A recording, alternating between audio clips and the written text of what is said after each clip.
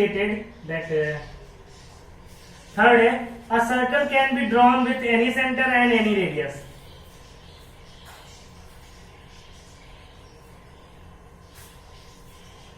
Circle can be drawn. A circle can be drawn with any center.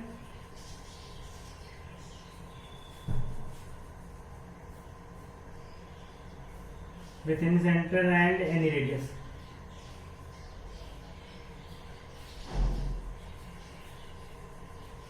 ठीक है, तो ये है आपका this is the Euclid third postulate. ये स्टेट करते हैं कि एक सर्कल है कैन बी ड्रॉन, उसको बनाया जा सकता है with any centre and any radius. अब फॉर एग्जाम्पल समझो, जैसे देखा था आपको ड्राइंग में, देखिए ये है आपका मान लीजिए पॉइंट यहां भी हो सकता है, यहां भी हो सकता है, कहीं पे भी any point with any centre. उस सर्कल सेंटर कहीं पे भी ले लो, यहां ले लो, यहां सर्कल बन सकता है, यहां ले लो, यहां बन सकता है, कहीं पे भी आप ले लो, आपको सर्कल बना सकते हो विथ एनी सेंटर. जहां पे भी सेंटर लेना सेंटर ले सकते हो. With any radius also any radius, मतलब उसका जैसे ये आप समझाता हूं, देखिए ये समझ गया ना कि एनी सेंटर मतलब कहीं पे भी सेंटर हो सकता है. तो ये मतलब कहीं पे मतलब कि ये नहीं कि एक सर्कल का सेंटर बहुत ढेर सारे होता है, सर्कल सेंटर सिर्फ एक होता है. लेकिन विथ एनी सेंटर मतलब कि कहीं पे भी रैंडमली यहां ले लो, चाहे यहां ले लो, चाहे यहां ले लो, कहीं पे ले लो, आप कहीं पे भी सेंटर ले सकते हो. ये नहीं मतलब है कि पर्टिकुलर पॉइंट है कि जहां पे आपको वहीं से लेना है. ठीक है, ओके. सो अब विथ एनी रेडियस मतलब जैसे मान लीजिए सेंटर आपका सी है, राइट. इससे आप 3 सेंटीमीटर रेडियस लेके भी एक सर्कल ड्रॉ कर सकते हो. ये रेडियस आपका है 3 सेंटीमीटर. ठीक है, आप चाहो तो इसी सेंटर से 5 सेंटीमीटर रेडियस का लेकर सर्कल ड्रॉ कर सकते हो. ठीक है, ये 5 सेंटीमीटर हो जाएगा. आप चाहो तो इसे और बड़ा कर सकते हो. तो यही कहने का मतलब है कि किसी भी सर्कल के लिए बनाने के लिए आप कोई भी सेंटर ले लो, या फिर कोई भी 10 सेंटीमीटर का रेडियस बना के सर्कल वो बना सकते हो, 20 सेंटीमीटर बना सकते हो, जितना आप चाहो उतना बना सकते हो. तो यही इनका यूक्लिड्स का थर्ड पोस्टुलेट स्टेट करता है. ठीक है, तो यहाँ पर आपको थर्ड पोस्टुलेट भी क्लियर हो गया ना. बहुत इजी है सारी चीजें, आपने ये सब चीजें पढ़ी भी है और समझ में भी है, लेकिन बस स्टेटमेंट का थोड़ा सा नया चीजें हैं. तो आपको यही है. अब जैसे अभी मैंने बताया आपको कि यूक्लिड का सेकंड पोस्टुलेट क्या कहता है कि a terminated line can produce indefinitely. तो इस तरह आपको याद भी हो जाएगा, 2-3 बार पढ़ोगे याद हो जाएगा, प्रैक्टिस करोगे याद हो जाएगा. थर्ड पोस्टुलेट कहता है कि a circle can be drawn with any centre and any radius. तो ये भी आपको याद हो गया. तो ऐसे करके याद हो जाएगा, बस 2-3 बार आपको पढ़ना पड़ रहा है, दिमाग में सेट भी हो जाएगा. ठीक है, थर्ड पोस्टुलेट की. अब पोस्टुलेट नंबर 4 क्या है, ये देखिए आप. पोस्टुलेट नंबर 4 लिखा हुआ है कि all right angles are equal to one another. अब ये लिखा हुआ भी लिख देते हैं आपको क्वेश्चन में.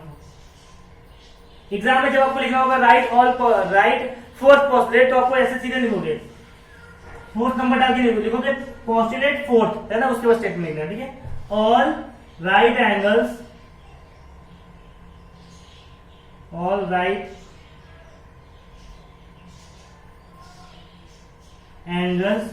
Are equal to one another, है ना, टू वन अनदर. तो ये है आपका यूक्लिड फोर्थ पोस्टुलेट. ये स्टेट करता है कि all right angles are equal to one another, मतलब सारे जो राइट एंगल्स होंगे, चाहे वो आपका ट्रायंगल में बने, चाहे वो क्वाड्रेटरल में बने, चाहे किसी पेंटागन में बने, किसी में भी अगर राइट एंगल बन रहा है तो वो इक्वल होगा. That is sense. समझ लीजिए, एक ट्रायंगल मान लीजिए है, सॉरी ये ट्रायंगल है आपका, है ना, ये दिस इज योर ट्रायंगल. यहाँ पे 90 बनना है, यानी ये आपका मान लीजिए ABC. एक आपका स्क्वायर है, यहाँ 90 बनना है, PQRS. सारे पॉइंट बनते हैं, बट मैं आपको यहाँ दिखा रहा हूँ एक पॉइंट. ठीक है, और आप मान लीजिए कैसी एंगल ही है, एंगल मतलब ये कैसे वाला, राइट है ना. ये देखिए यहाँ पे 90 बनना है. ये है आपका X Y Z और O. ठीक है, तो यहाँ पे जो सारे एंगल्स यहाँ पे मतलब ये कि इस पे एंगल ये क्या है, एंगल ABC, राइट. B पे 90 बना, ABC is equal to angle OYZ is equal to angle SPQ मतलब ये S गया PQ 390. सारे जो हम all right angles are equal to मतलब ये जो सारे राइट एंगल्स, ये राइट एंगल, ये राइट एंगल, ये आपस में इक्वल होंगे, मतलब दैट इज दिस सेंस सारे इज इक्वल टू 90 ही है तो 90 होगा, मतलब ये आपस में इक्वल होंगे, बस ये आपको बोलना है। मतलब ये कोई इसका कोई बड़ा नहीं है, आपको पहले भी पता है कि कोई भी चीज होगी अगर वो उसके मेजरमेंट इक्वल है, जैसे 80 डिग्री है 80 डिग्री होगा, तो अगर कोई और ट्रायंगल में 80 बनना है, किसी और में बनना है, तो उन दोनों का मेजर अगर 80 है तो मतलब वो इक्वल ही होंगे, वो इक्वल प्रोपोर्शन यूज करेंगे, या फिर समझ सकते हो वैसे ही। तो ये चीजें पता भी थी आपको, बस यही कि स्टेटमेंट में आपको नई चीजें देखने को मिल गई, ठीक है। खाली स्टेटमेंट मिल गया, बाकी सब चीज आपको वैसे भी क्लियर नहीं है, ठीक है। पोस्टलेट 5 जो है ये अब मैं आपको बता दूं, this is the important postulate in Euclid's postulate sense.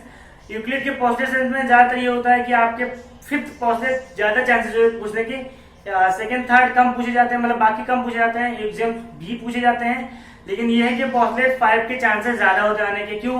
क्योंकि 2 मार्क्स के क्वेश्चन में पोस्टलेट 5 आ जाता है, और ये क्या होता है कि आपको स्टेट करना होता है ना, सो दैट्स व्हाई, क्योंकि इसका पोस्टलेट बड़ा भी है, स्टेटमेंट बड़े हैं, तो बहुत बच्चे होते हैं भूल जाते हैं, लिखने में कंफ्यूज हो जाते हैं। 2 मार्क का होता है, 1 मार्क जितना भी, अगर छोटे पोस्टलेट तो 1 मार्क्स में भी आ सकते हैं, लेकिन 2 मार्क्स का अगर वो आया तो ये पोस्टलेट 5 आ जाता है, क्योंकि बड़ा भी है और ये कॉन्सेप्ट वाला भी है, ठीक है। तो ये पोस्टलेट 5 आपको ये चीजें समझनी होगी, ये चीजें मतलब आपको समझ के आप चीजें मतलब इसको लिख सकते हो, बिना समझे आप इसको लिख नहीं पाओगे, क्योंकि लंबा स्टेटमेंट है तो आपको थोड़ा याद करने में भी हो सकता है कुछ प्रॉब्लम, बट आई होप आप कर लोगे, ठीक है, कोई ये नहीं है।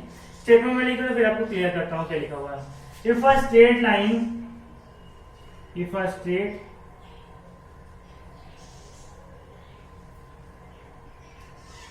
Straight line fallen on the, sorry falling है, fallen नहीं, falling on the down, or falling on two, sorry falling on two straight lines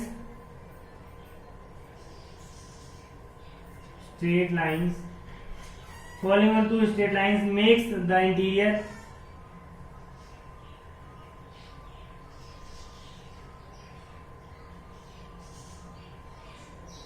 the interior angles on the same side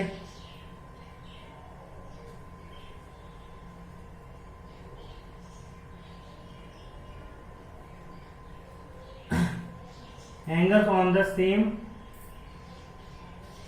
side of it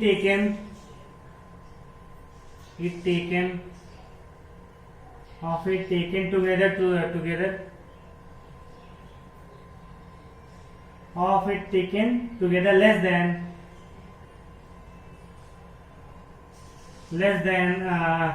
2 right angles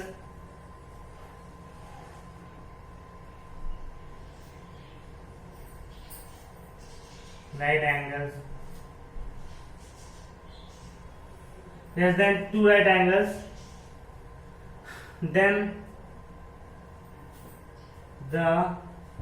the two straight lines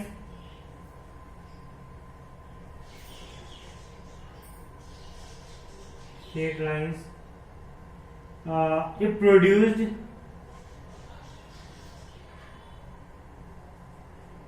produced indefinitely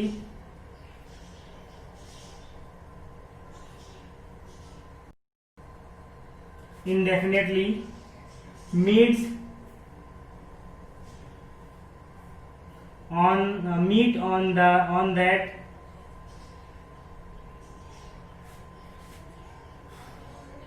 that side on which the sum of angles is less than 2 right angles, ठीक है।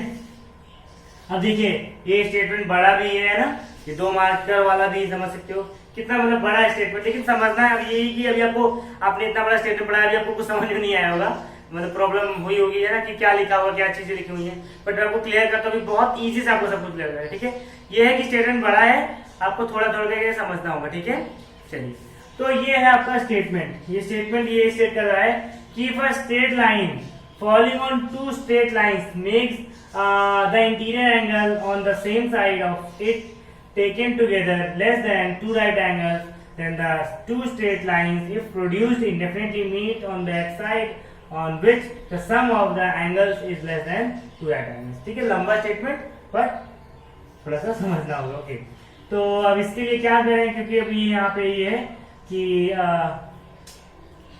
Board तो छोटा पड़ गया ना, इस चक्कर में हमें डायग्राम में बनाना था। चलिए मैं ऊपर बनाता हूँ। ठीक है, मैं यहाँ पे कॉसेट इरेज कर देता हूँ, इधर ये पूरा इरेज करके मैं इधर ही बनाता हूँ। ठीक है, ध्यान से देखिएगा।